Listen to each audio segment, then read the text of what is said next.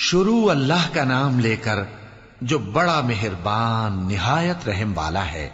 جو لوگ کافر ہیں یعنی اہل کتاب اور مشرک، وہ کفر سے باز رہنے والے نہ تھے یہاں تک کہ ان کے پاس کھلی دلیل آ جائے، یعنی اللہ کا ایک پیغمبر جو پاک اوراق پڑھ کر سناتا ہے جن میں مستحکم آیتیں لکھی ہوئی ہیں، اور اہل کتاب جو فرقوں میں بٹے ہیں تو دلیل واضح کے آنے کے بعد ہی بٹے ہیں، حالانکہ ان کو حکم تو یہی ہوا تھا کہ اللہ کی عبادت کریں، اطاعت کو اسی کے لیے خالص کرتے ہوئے یکسو ہو کر، اور نماز قائم کریں اور زکوٰۃ دیں، اور یہی مضبوط اصولوں والا دین ہے۔ جو لوگ کافر ہیں یعنی اہل کتاب اور مشرک، وہ دوزخ کی آگ میں پڑیں گے اور ہمیشہ اسی میں رہیں گے۔